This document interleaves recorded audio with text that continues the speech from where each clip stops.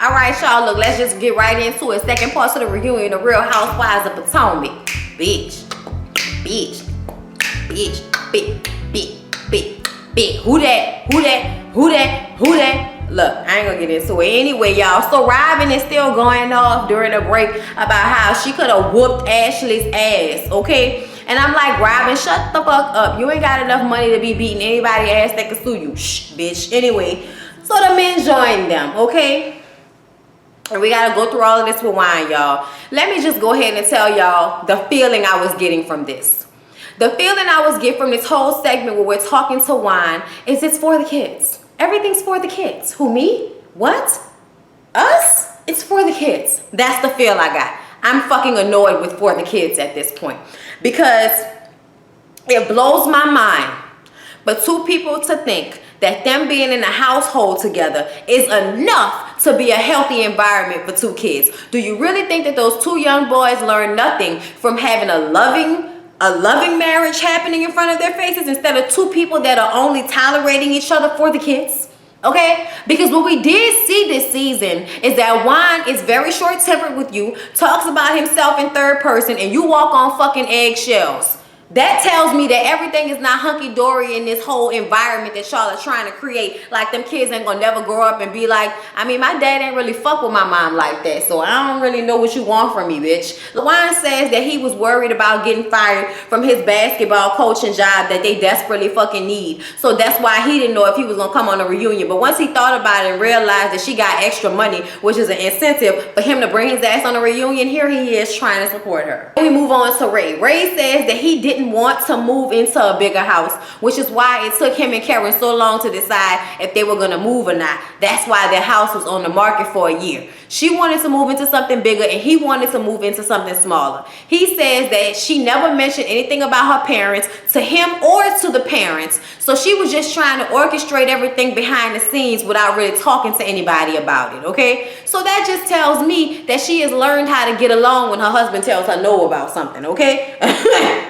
Ray said that to Sheree's comment about him being a broke Bill Gates, that he may not be Bill Gates, but at the end of the day, bitch, he knows what it's like to scratch and survive good times. And he has come a long way, baby, from the tenants that couldn't get into a project apartment, okay? He said, I ain't been broke since I was 17, bitch, okay? I ain't been broke since I was 17 years old. I did it then. I promised myself I wouldn't do it again. What you got now, Sharice? But y'all to act like Ray is Uncle Ben's all the time and he ain't all there, that nigga came firing on all cylinders on all y'all hoes, okay? He checked Sharice, okay? He let y'all know what it was, about why they moved. There wasn't no sneakiness involved. That's my fucking business, okay? And baby, please believe, just because I owe the government money don't mean I'm gonna be broke once I pay him.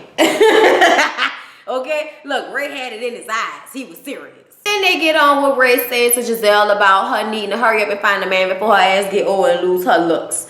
And she says his delivery was kind of harsh. And he was like, well, look, baby, you asked me for it and I gave it to you, okay? They all said that they had to Google how Uncle Ben's look. I'm like, really? So don't nobody buy rice in y'all houses? Y'all really sedity as fuck if y'all don't know what Uncle Ben's look like, okay? Uncle Ben's has always been a nice looking, friendly old black man. He got a nice smile. You cannot get an ugly nigga to sell rice, okay? I don't know why y'all thought Uncle Ben's was ugly. Nobody ever said Peter was ugly. If anything, that old velvety, sly fucking fox has always been perceived, as far as I was concerned, as a nice looking man. So anytime somebody tell you look like Uncle Ben's, they're just telling you look like a nice old black man. Like, that's all they're telling you, okay? Monique and Chris agree that his mom was wrong for her comments, but Chris gotta let y'all know he still love his mama, okay? And at the end of the day, that's still his mama, but Monique is his wife, and her feelings do come first in the situation because his mom has done that before. It's just that before she wasn't mic'd. So while they didn't know what she was saying before, they fucking know now. Calling Monique a heifer, okay? They asked Juan about the comments he made under his breath when he was mic'd before, you know? Juan says that what he said he didn't mean to hurt Robin is something that they've already talked about. And once again, it's about the kids. And then Andy asked him, you know, a lot of people are saying that Robin is more into you than you are into her. And see, and he goes straight into, you know, look, I love Robin. I love Robin unconditionally, okay? I love my family. It's all about the kids. Robin says that she was very hurt by the perception that we have that Juan don't give a fuck about her because she knows it's not true. And I'm like, the glazed over look on your face tells me I'm dying inside, Robin. So I'm gonna just go ahead and move on and let you have it, okay? Juan says that they don't talk about having a romantic relationship. They don't talk about it. It just never comes up. I'm like, so what are all of these conversations about where do we see ourselves in a couple of years? Like, what do these conversations mean to y'all? Like, what the fuck do y'all think a relationship is if it's not a romantic relationship? I'm very confused. Nothing that Juan said actually answered any of our fucking questions about how he feels about Robin. So nothing has changed. The reunion show has changed absolutely nothing about Juan and Robin except for the fact that I feel even worse for Robin now that I've watched her with that look on her face the entire time he explains that he don't never even think about fucking her no more. He just love her like a friend, okay? He love her like a sister. They both want passionate relationships, whether that's with each other or with other people they don't know. Okay, Andy asks, okay, so what is it gonna take for you guys to make this work? Juan doesn't have a fucking clue. And that tells me that either you know what you want and you don't want to say it, or you don't know what you want. And to me, the way Juan addressed things, like when Andy asked him, do you feel bad about cheating on Robin?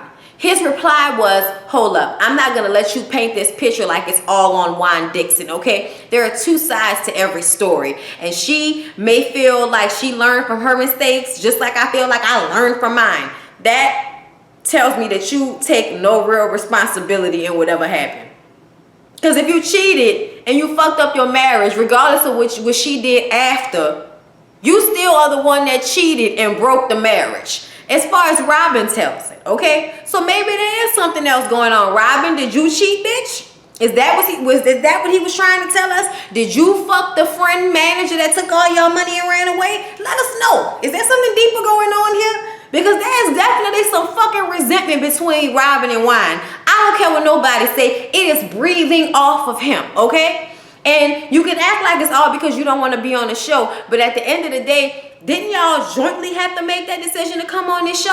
Oh, all right then. Because it really don't look like Robin is making any fucking decisions all on her own. Then Andy asks, do they think about dating other people? And he says, you know what, right now, I'm just worrying about providing for my kids.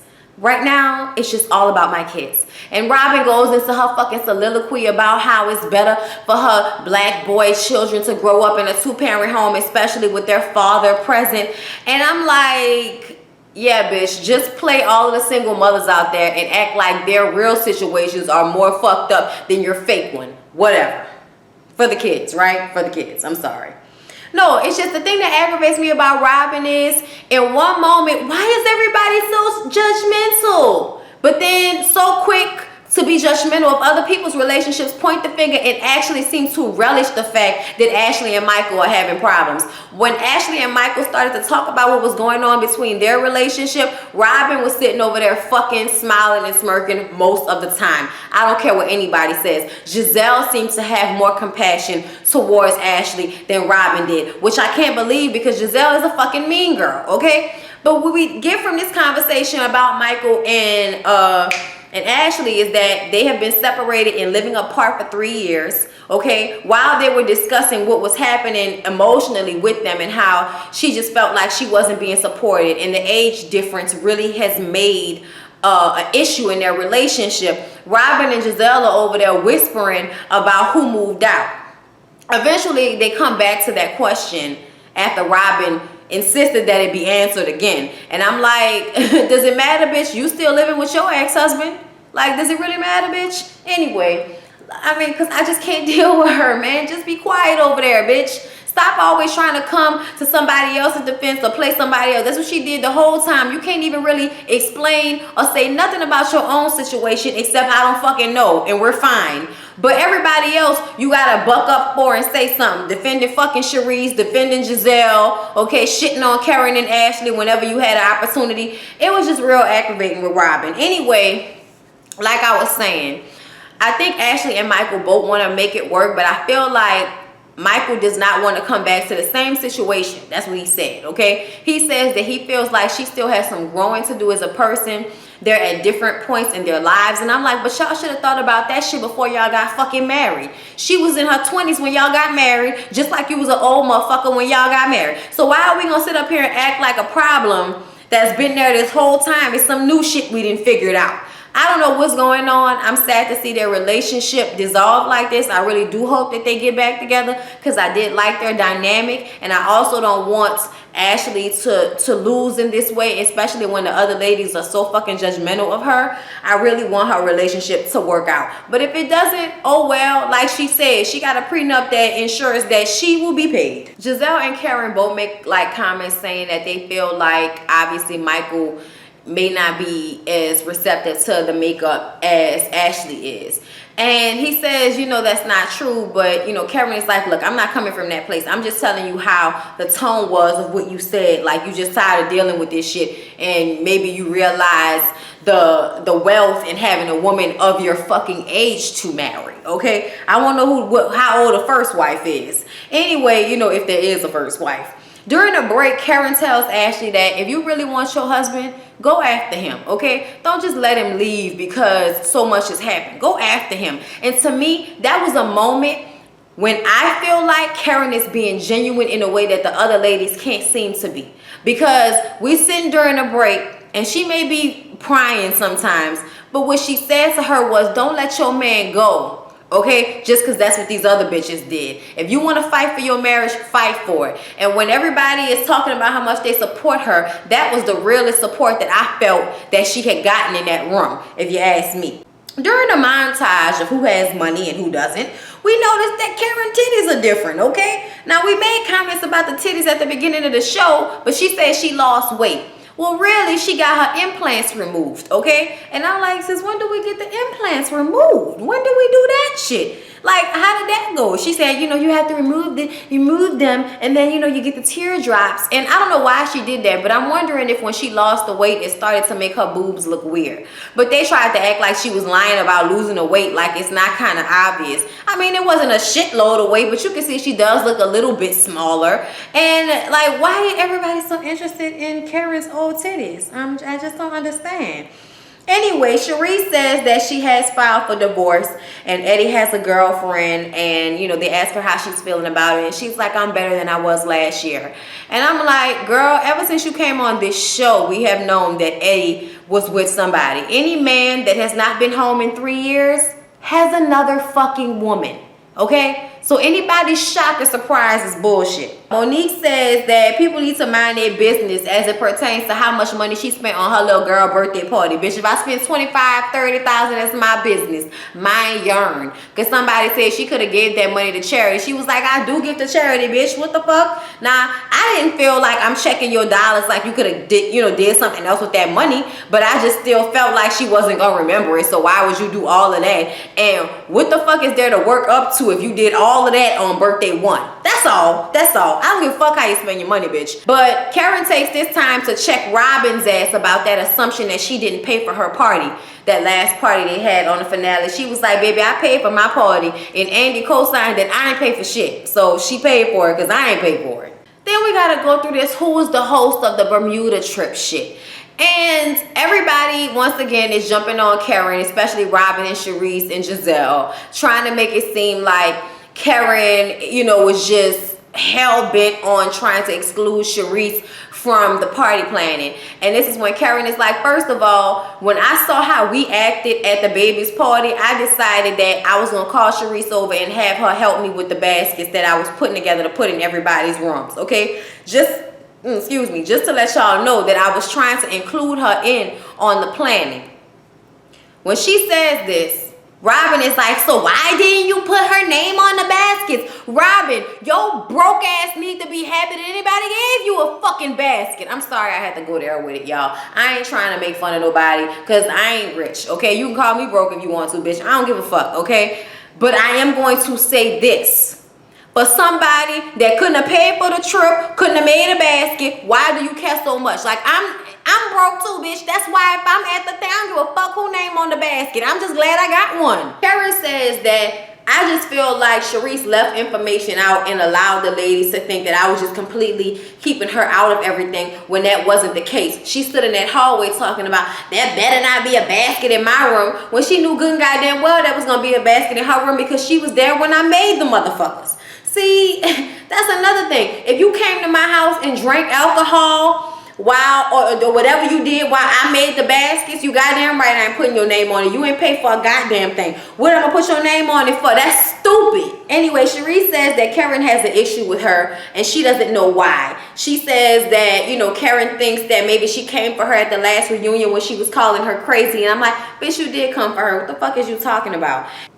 Karen says, you know what? We just don't gel. And she was like, no, you just don't gel with me. I'm like, fucking semantics, Sharice. Y'all don't gel. Why do you always have to try to make yourself better than somebody? That's my aggravation with her. She even made a comment at some point that Karen should be bowing down to her. Bitch, your husband won't even bow down to you. Why should anybody else be doing it? I'm sorry, I had to throw that little blow, because for you to think that somebody should be bowing down to your ass, sad and pathetic. Okay? Sad and fucking pathetic. Ashley asked why Karen went for the fireman comment. And Karen got pissed off and was like, bitch, okay, is Andy doing the show or are you doing the show? And Andy was like, well, bitch, that's a good question. Why don't you go ahead and answer that? She said, because Robin had just came to my room trying to check me, calling me a hypocrite. Robin says, but you were. And I'm like, I still don't see how she was being a hypocrite. I really don't. But okay, whatever. And, you know, like, I don't know how the hypocrite thing came out. I just don't know. Maybe you could have felt like she was being shady, all kind of shit. But hypocritical, I don't know. Anyway, she says that's why she was mad. And that's why she made the comment about the fireman thing. And she says that she does have a picture. Then they bring up that some crazy bitch made an Instagram page so that she could talk about all of Sharice's infidelities. I'm like, that hoe got too much time on her hands. Anyway. So everybody knew about this shit. Everybody knew about whatever the shit she was talking. But Karen was like, no, she got what she got, but I got what I got, and I got something real. She never delivered the evidence. And that could be just because she don't want to go that far or because she really don't have shit. I'm not too sure. But if I was her, I would have pulled that bitch out just because of how Sharice likes to run her fucking mouth and have all these little chihuahuas barking for her. I would have definitely dropped that picture on the ground. Sharice said that, oh, we didn't see Blue Eyes, the security guard that you fucking with. Apparently there's a rumor around the streets of Potomac that Karen has a security guard that she fucks around with. Karen says that, no, baby, I do have security and I do like my eye candy. But the only person I'm fucking is Ray. And we still fucking, baby, okay? Just like that. She says that it's a lie. I don't know if I believe it or not. I actually feel like Karen and Ray are probably still fucking. They shared an old nasty ass kiss on that finale. So something tells me that the fires are still burning in some areas of that damn house. Okay? And at the end of the day, like she said, I still got my husband, bitch. The rest of the sitting looking at the three bitches that ain't got no men. Okay? Not really. Okay? And then she makes this comment about Giselle not being a liar. Like Giselle must have been telling the truth about the fireman thing. And then Giselle is like, well, you know what, Karen, to tell you the truth, it's not a good look for you and that blue-eyed guy. Because everybody sees you around town and we all know you're married. And I was like, wow, Giselle, you really are on Sharice's side with this shit, huh? Really, for real. Like, I mean, it's one thing to say that Sharice is dating a fireman on the side when she's already about to go through a divorce, and we all know Eddie has had another woman for I don't know how long, okay? But for y'all to put it out there that Karen is cheating on her very much married and in the building husband, I thought that was completely out of line and fucked up. I think that's a totally different thing. And Sharice was like, you know, you can come for my marriage, boo-boo. Because, you know, Karen was like, I'm really trying not to come for your marriage. And she was like, you can come for my marriage because it's over. She was like, yeah, but your alimony ain't, bitch. That's why you want everybody to be quiet about this fireman situation so that your alimony can still be on point whenever y'all actually do file those fucking papers. Thank you. Okay. Sharice makes the comment that nobody has seen her fireman, but they've seen the blue-eyed guy. When I saw the look on Monique, on Monique's face, and on Karen's face, and on Ashley's face, something tells me that we did see this fucking fireman. And I remember on Watch What Happens Live, Giselle said that she'd met him before. So something tells me that Sharice is punking y'all and y'all are lying. Ultimately, we start to ask, is there any like I guess, resolution at the end for everybody. And Karen says that she's good with her life. Sharice says no, she's not. She's not. And I'm like, honestly, Sharice, you seem like a rich fucking hater. Okay, that's a real thing out here. The only other thing that I actually heard, because I stopped listening because them hoes was working on my nerves, this whole reunion. It was good though, but it was fucking aggravating. Is that Monique and Giselle didn't like watching the show rehash because they're in a better place now, and to see them fighting like that when they gotten better and past it, they just didn't want to see that shit. But yeah, y'all, that was basically everything that happened on this reunion. They really tried to tear Karen down. Let me tell y'all something. Yes, I do believe that Karen has some crazy judgmental moments, but I feel like for the most part, Karen comes from a good place and an honest place a lot of the times, okay? A lot of the times, not all the time, okay? Like, she lied about the money thing in the tax situation, but I mean, people be embarrassed about their situations, and ultimately it's not your fucking business. I don't care how close of a friend we are. I don't have to tell you my money situation, okay? And the way that they all teamed up to come after her, and I feel like the only person that said something in opposition to Sharice that wasn't Karen was Ashley, and that's only because Ashley don't give a fuck. Anybody can get it. But the way Robin and Giselle stayed on Sharice's side the whole time and never came to Karen's defense and only made it worse, to me was so fucked up, and I felt like they ganged up on her. And I didn't like that shit. And that's just how the fuck I felt about it, okay? But yeah, y'all. Like, comment, and subscribe, bitch. I'll see you next time. On my mama, on my hood, I look fly, I look good, touch my